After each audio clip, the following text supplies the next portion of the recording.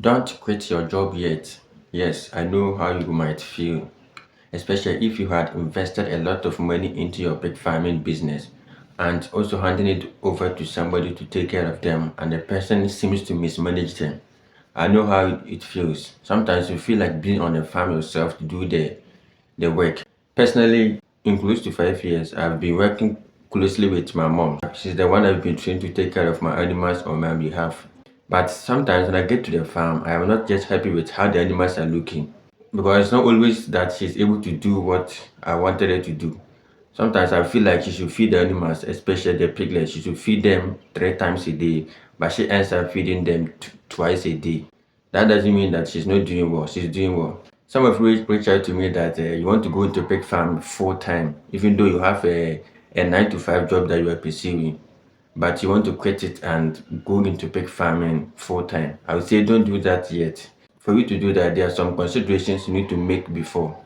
First of all, I would say it should be a gradual process, especially now that you have started your pig farm and somebody is helping you to take care of the animals. If only the person is not stealing from you or embezzling the funds you send to him, you can let the person be managing it small, small for you. So that you also focus on your 9 to 5 job, which is helping you to stay a bit stable. But what you can do is from time to time, you can visit these people. Maybe once you get days off, you leave your workplace, you rush to your farm, take care of the animals yourself, and maybe weekends, if you're too close to the farm, weekends you can also visit the farm and look at what is happening. Not that you're going to work on the farm yourself, but you are just there to observe how the attendant has been taking care of the animals. Sometimes when you go to work on the farm yourself, you realize that you are not even passionate about pig farming like that. So let's just say that you have off days, about that there's a holiday that steps in on maybe Thursday. So Thursday usually, if it is a major holiday, Friday becomes another free day for people. So maybe you have Thursday, Friday, Saturday, Sunday, 4 days. So you take these 4 days, you go to your farm to work, and then you say that you are not even passionate about it, and the work is becoming tiring. So at that point, if maybe let's assume that you have just quit your job, you have to go back and maybe plead to get your work back. If you are planning to quit and take care of your own business, you should have some funds saved aside. Save for at least 6 months. That's what they usually say. 6 months is enough to cover you for your emergencies and anything that happens. With that, you have a lot to rely back on.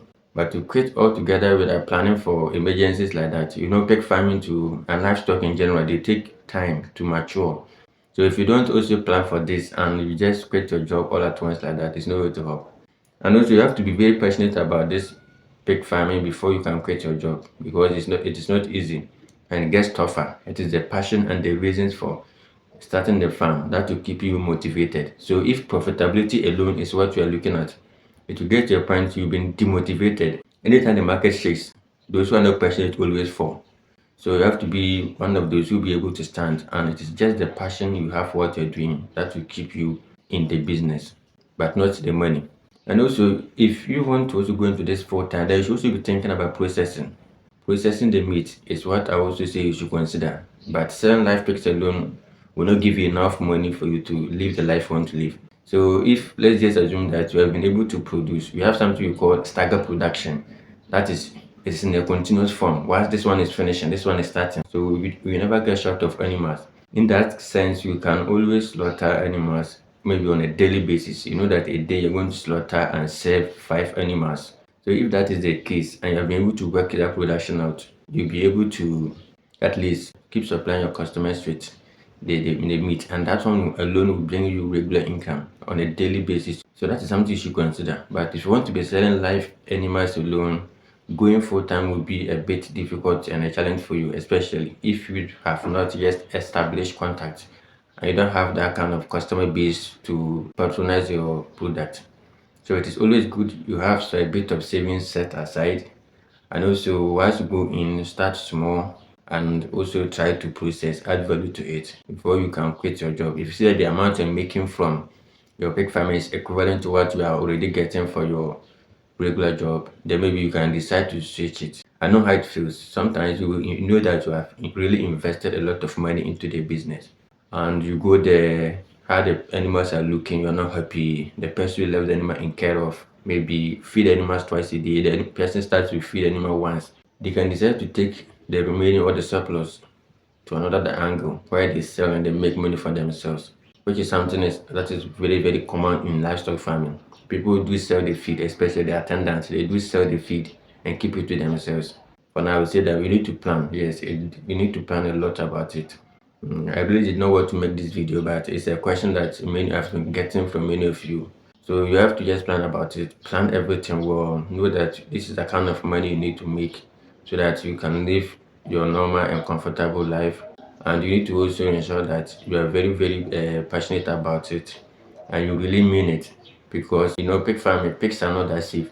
They can all die at once, especially if the disease is set in, they're all going to die all at once, not a piglet to be remained. So it is also important that if you are thinking about this, you also think about establishing the other farms. Maybe if yours is just pig farming you want to be doing, you can have other branches like franchises somewhere else. So whilst this one is slowing down, you can switch to this angle and then bring pigs from that angle to keep your business running. But to depend on just a single farm and want to go in full like that, full time like that, is somehow risky. If you don't put in the best of your management and biosecurity measures, you're going to lose. But it's always good that you work for yourself and you have your own eye on what you want to do. When I am on my farm, I do visit the farm not less than 5 times a day. And I am there. I do visit the animals not less than 5 times a day, simply because I just want to see what is happening. Sometimes I just go and I meet the animals trying to eat their own poop. And I don't want that to happen, so I will quickly pick it out from the room. And then maybe I deposit some sort of grass for them to keep them busy. That is what they want. Okay, so to go into pig farming full time by quitting your job, you need to plan how you're going to transition from your regular job to the pig farming. And also you need to have some sort of money saved aside.